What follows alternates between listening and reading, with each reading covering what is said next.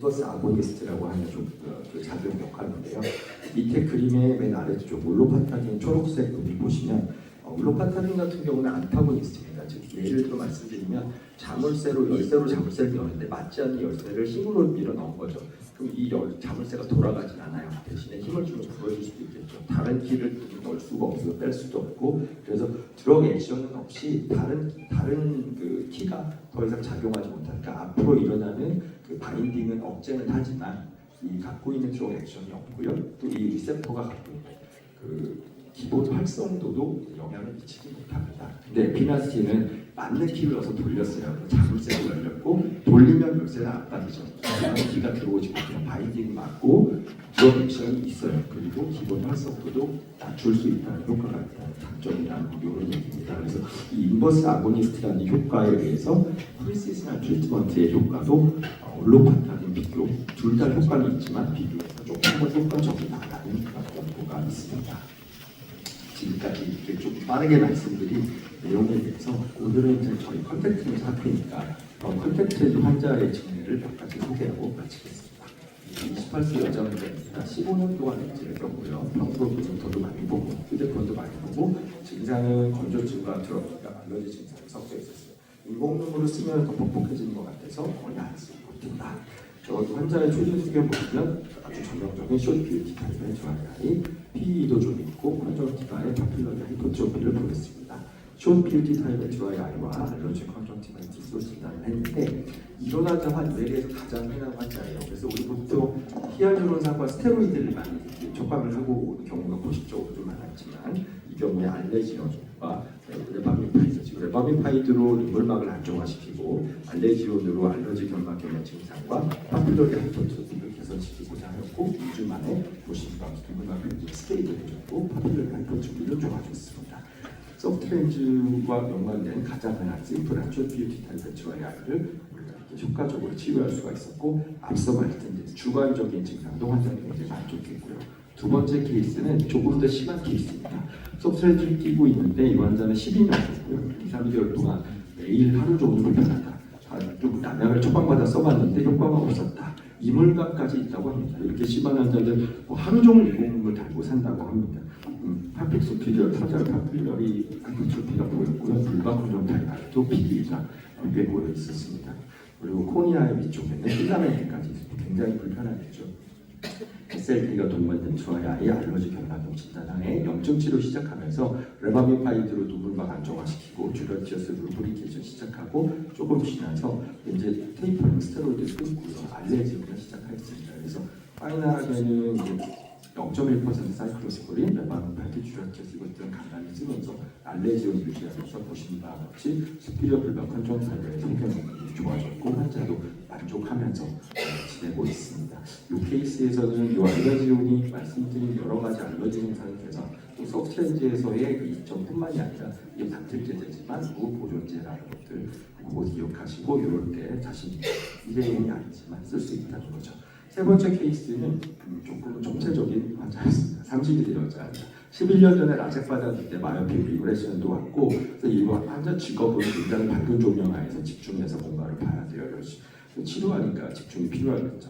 굉장히 증상이 이물감, 그리고 건조감, 뻑뻑함, 따갑고 가려워, 비염도 심했고요. 이 환자는 원하는 것이 시력의 개선도 있었고 알러지 증상, 건조증 증상의 개선 세 가지가 다 문제였습니다. 그래서 환자의 조진 소견에 스피리얼 타절 파필러리 하이퍼트로피와 코니아의 PE, 숏 뷰티 드라이아이, 그래서 마이오픽 리그레션 애프터 라섹 이 세 가지의 진단을 하고 일단은 염증을 좀 가라앉힌 후에 올소 KPT를 시작을 했습니다.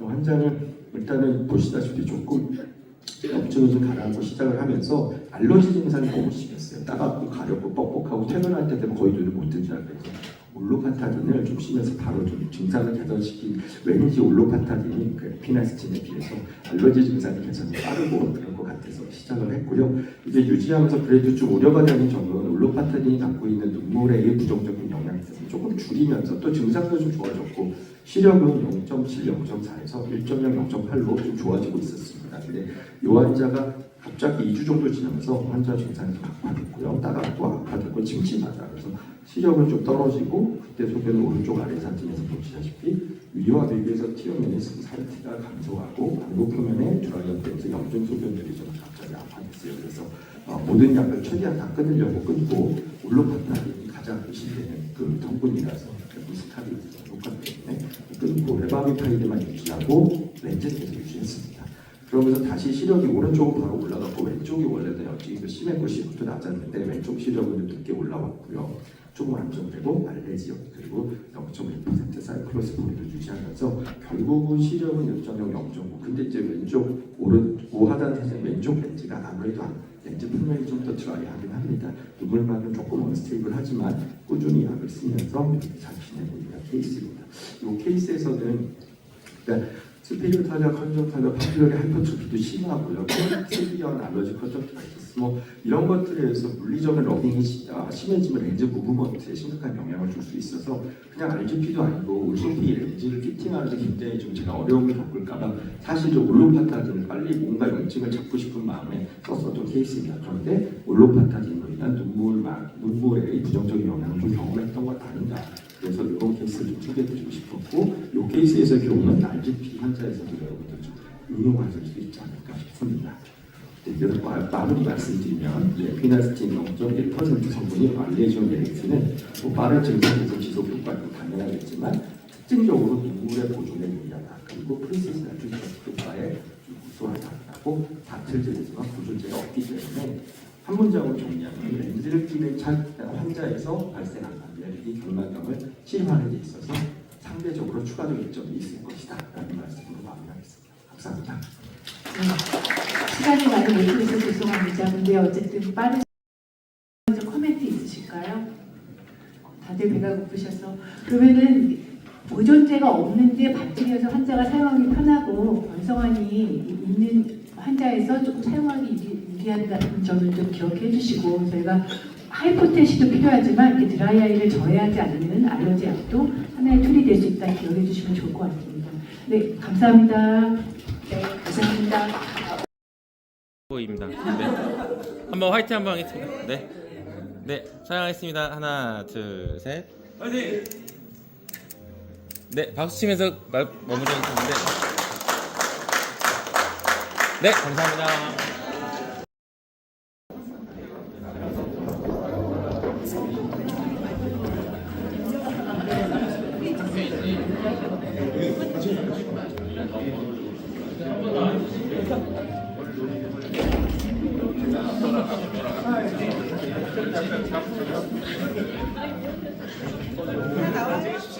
네, 촬영.